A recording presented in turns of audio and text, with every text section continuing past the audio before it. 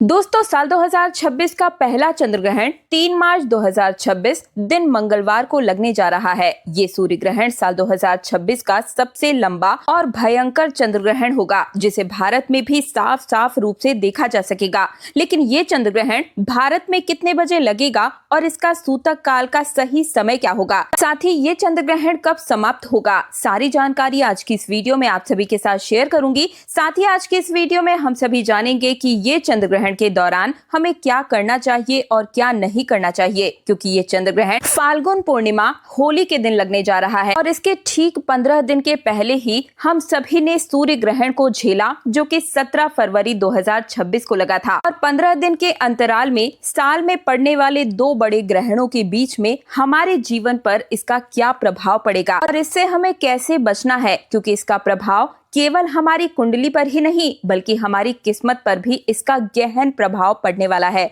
तो ऐसे में आज की संपूर्ण वीडियो को पूरा अंत तक जरूर देखिएगा। एक एक चीज आपको डिटेल से समझाती हुई चलूंगी। सबसे पहले मैं आप सभी को बता दूं कि पहला जो चंद्र ग्रहण है ये तो 3 मार्च होली के दिन लग रहा है, लेकिन साल 2026 का जो दूसरा चंद्र ग्रहण होगा वो 28 अगस्त के दिन लगेगा। लेकिन ये जो पहला चंद्र ग्रहण है जो कि होली के दिन लगने जा रहा है, ये एक ऐतिहासिक खगोलीय घटना का गवाह बनने जा रहा है, क्योंकि हमारे हिंदू धर्म में होली, दिवाली, रक्षाबंधन जैसे त्योहार बड़े ही पवित्र और बड़े ही धूमधाम से मनाए जाते हैं। लेकिन जब इन त्योहारों पर ग्रहण का साया पड़ जाए तो खुशी के साथ साथ ही एक डर और शंका का माहौल भी बन जाता है। साल 2026 की ये होली बहुत कुछ ऐसे संयोग बना रही है जिससे हमें डरने की भी जरूरत है, लेकिन कहीं ना कहीं ये हमारे जीवन में कुछ राशि के जातकों के लिए खुशियों का संदेश भी लेकर आई है। ज्योतिष शास्त्र के अनुसार होली और चंद्र ग्रहण का एक ही दिन होना एक बहुत ही बड़ा और दुर्लभ संयोग है। चलिए एक एक करके आज की इस वीडियो में आप सभी की सभी दुविधाओं को दूर करती हूँ, जो कि इस वक्त आप सभी के मन में हलचल मचाए हुए है। जैसे कि होलिका दहन का सही समय क्या होगा, 2 मार्च को होलिका दहन करें या फिर 3 मार्च को, क्योंकि इस बार भद्रा का साया भी है, और होली किस दिन खेली जाए और बरसाने में होली कब मनाई जाएगी, चंद्र ग्रहण भारत में किस समय पर दिखाई देगा और सूतक काल कब शुरू होगा और कब समाप्त होगा, और इस दौरान क्या कुछ सावधानियां बरतने की ज्यादा आवश्यकता होगी, हमारी कुंडली पर इसका कैसे प्रभाव पड़ेगा, और सबसे जरूरी बात कि ग्रहण खत्म होने के बाद होलिका दहन से पहले आपको कौन से वो जरूरी 3 काम है जो जरूर ही करने हैं, ताकि आपके परिवार पर इस ग्रहण और भद्रा का कोई भी प्रभाव ना पड़ पाए, कोई आंच ना आ पाए। तो निवेदन है आप सभी से कि आने वाले 15 मिनट का समय आप इस वीडियो को पूरी तरीके से दे दीजिए, क्योंकि ये एक अकेली वीडियो आपके साल 2026 के पूरे हाल को बदल कर रख देने वाली है। क्योंकि आज की इस वीडियो में साल 2026 पर होली के दिन पंचांग और ज्योतिष के अनुसार इस चंद्र ग्रहण का हमारी किस राशि पर क्या प्रभाव पड़ेगा, ये भी एक एक करके संपूर्ण जानकारी मैं बीच बीच में देती हुई चलूंगी। चलिए सबसे पहले बात कर लेते हैं उस कंफ्यूजन की, उस उलझन की, जिसकी वजह से हमारी तिथियों को लेकर मन में बड़ा ही असमंजस बना हुआ है। देखिए, हिंदू पंचांग की अगर मैं बात करूं तो होली का त्योहार फाल्गुन पूर्णिमा के दिन मनाया जाता है, और इस बार 2026 में फाल्गुन पूर्णिमा की जो तिथि है वो 2 मार्च की शाम से प्रारंभ हो जाएगी और 3 मार्च की शाम को खत्म होगी, और यहीं से ही सारी परेशानी शुरू होती है। देखिए, आमतौर पर जिस दिन पूर्णिमा की शाम होती है उसी दिन हम होलिका दहन करते हैं, लेकिन साल 2026 में 3 मार्च की शाम को यानी कि पूर्णिमा की शाम के समय में आसमान में चंद्र ग्रहण लगेगा, जो कि एक पूर्ण चंद्र ग्रहण होगा। हमारे शास्त्र कहते हैं कि ग्रहण काल में कोई भी शुभ या मांगलिक कार्य या पूजा या अग्नि प्रज्वलित करना सख्त मना होता है। ग्रहण के समय किया गया होलिका दहन शुभ फल प्रदान नहीं करता बल्कि दोष पैदा करता है। तो फिर होलिका दहन कब किया जाए, तो देखिए, ज्योतिष और पंचांग के अनुसार, जानकारों के अनुसार इसका सटीक हल ये निकलता है कि 3 मार्च की शाम को ग्रहण है और 2 मार्च की शाम होते होते भद्रा भी लग जाएगी। और आप सभी जानते हैं कि भद्रा काल के दौरान होलिका दहन या कोई भी शुभ कार्य करना विनाश काले विपरीत बुद्धि जैसा माना जाता है। भद्रा में किया गया होलिका दहन परिवार, समाज और हमारे देश हर चीज के लिए अशुभ ही माना जाता है। इसलिए हमें भद्रा खत्म होने का इंतजार करना पड़ेगा। तो आप सभी ग्रहण काल समाप्त होने के बाद ही होलिका दहन करें या फिर 2 मार्च की रात के समय में देर रात आप होलिका दहन कर सकते हैं जब भद्रा खत्म हो जाएगी। चलिए अब बात करते हैं उस सबसे बड़ी खगोलीय घटना के बारे में जिसे लेकर हर कोई डरा हुआ है, और ये चंद्र ग्रहण एक पूर्ण चंद्र ग्रहण होगा। इसका मतलब चंद्रमा पूरी तरह से पृथ्वी की छाया में आ जाएगा और लाल रंग में दिखाई देगा, जिसे कि ब्लड मून भी कहा जा रहा है। और ये ग्रहण भारत में बिल्कुल ही स्पष्ट रूप से दिखाई भी देगा। भारत के अधिकांश हिस्सों में इसे स्पष्ट रूप से देखा जा सकेगा। और ये चंद्र ग्रहण एक गस्तोदय चंद्र ग्रहण होगा। गस्तोदय का मतलब होता है जब शाम के समय में भारत में चंद्रमा उग जाएंगे, उस समय पर ये ग्रहण गस्त रूप से नजर आएगा, यानी कि चंद्रमा साफ सुथरा नहीं बल्कि कटा हुआ या फिर छाया से ढका हुआ या उगता हुआ दिखाई देगा। और अब बात कर लेते हैं इसकी सही टाइमिंग की। तो देखिए, भारतीय समय के अनुसार बात करें तो ये ग्रहण 3 मार्च को दोपहर के बाद से ही शुरू हो जाएगा, लेकिन चूंकि ये दिन में हमें चंद्रमा दिखाई नहीं देता है, इसलिए इसका महत्व शाम से ही शुरू होगा। ये चंद्र ग्रहण दोपहर 3:20 से शुरू होगा और शाम 6:47 पर समाप्त हो जाएगा। लेकिन भारत में चंद्रोदय का समय अलग अलग शहरों में अलग अलग समय पर होता है, यानी कि लगभग 6 बजे से लेकर 6:30 बजे के बीच होता है। तो जैसे ही शाम को लगभग 6:20 पर आसमान पूरब दिशा में चांद निकलेगा, ग्रहण शुरू हो चुका होगा। ये ग्रहण शाम 6:47 पर समाप्त भी हो जाएगा, यानी कि इसका मोक्ष काल शाम 7 बजे से पहले ही हो चुका होगा। भले ही ये ग्रहण भारत में शाम में केवल 20 से 25 मिनट के लिए ही दिखाई दे, लेकिन शास्त्रों के अनुसार अगर ये ग्रहण आपके शहर में दिखाई दे रहा है तो इसका सूतक काल भी पूरी तरह से मान्य होगा। अब आते हैं सूतक काल के सही समय और सही जानकारी पर। बड़े ही ध्यान से सुनिएगा। देखिए, जब भी चंद्र ग्रहण लगता है तो सूतक काल पूरे 12 घंटे पहले से ही प्रारंभ हो जाता है। तो ऐसे में 3 मार्च को सुबह ही सूतक काल के नियम लागू हो जाएंगे, क्योंकि ये सूतक काल सुबह 6:20 से ही शुरू हो जाएगा। और ये सूतक काल ग्रहण काल की समाप्ति के साथ ही, यानी कि शाम 6:47 पर ही समाप्त होगा। सूतक काल को अशुद्ध समय माना गया है और इस दौरान वातावरण में नकारात्मक ऊर्जा बहुत ज्यादा हावी होती है, प्रभावी होती है।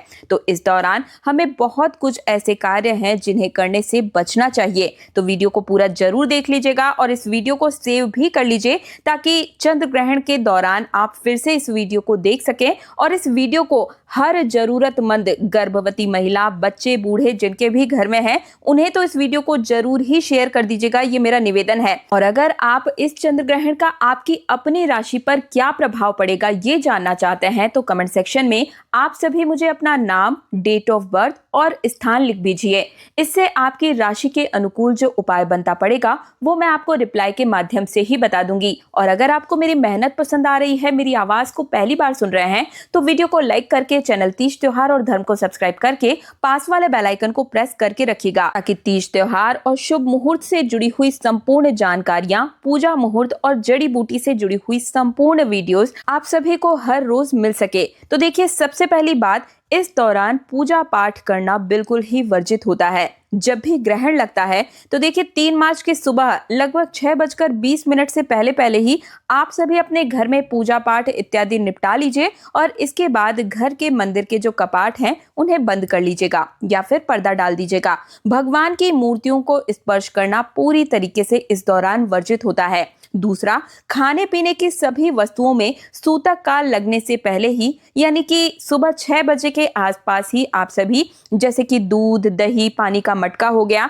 इनमें आप तुलसी दल डाल दीजिए या फिर कुशा डाल दीजिए। देखिए, वैज्ञानिक और धार्मिक दृष्टि से तुलसी में पारा यानी कि मर्क्यूरी होता है, जो कि ग्रहण की हानिकारक किरणों को भोजन में प्रवेश करने से रोकता है। तीसरा, इस दौरान आप किसी भी नुकीली चीजें जैसे कि सुई, कैंची, चाकू इत्यादि का इस्तेमाल तो बिल्कुल भी ना करें।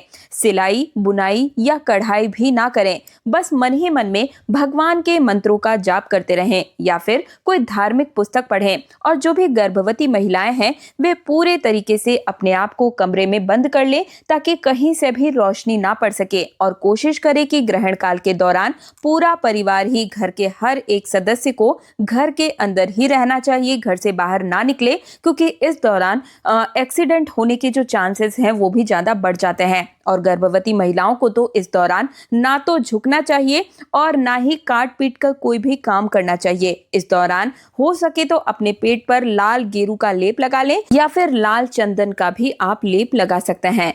अब सबसे बड़ा सवाल जो कि हर किसी को परेशान करके रखा हुआ है, यानी कि रंगों वाली होली यानी कि धुलंडी कब खेली जाएगी। तो देखिए, आमतौर पर हम होलिका दहन के अगली सुबह ही रंगों वाली होली खेलते हैं। तो इस हिसाब से तो हमने अगर होलिका दहन 2 मार्च की रात को किया है तो 3 मार्च की सुबह हमें रंगों की होली खेलनी चाहिए। लेकिन यहाँ ज्योतिष आड़े आता है। 3 मार्च को सुबह से ही सूतक लग रहा है और शाम को ग्रहण है। ज्योतिष शास्त्र कहता है कि ग्रहण के दिन उत्सव नहीं मनाना चाहिए। ग्रहण का दिन संयम, तप और जप का दिन होता है, ना कि शोर शराबे और हुड़दंग का। इसलिए देश के बड़े बड़े हिस्सों में और विद्वान और काशी के जो भी पंचांग और जो भी ज्योतिष हैं उनके अनुसार रंगों वाली होली 3 मार्च को नहीं बल्कि 4 मार्च 2026 बुधवार को खेली जाएगी। 4 मार्च को ग्रहण का कोई साया नहीं होगा, पूर्णिमा तिथि खत्म हो चुकी होगी और चैत्र मास की प्रतिपदा तिथि यानी कि हिंदू नववर्ष की पहली सुबह की तरह होगी।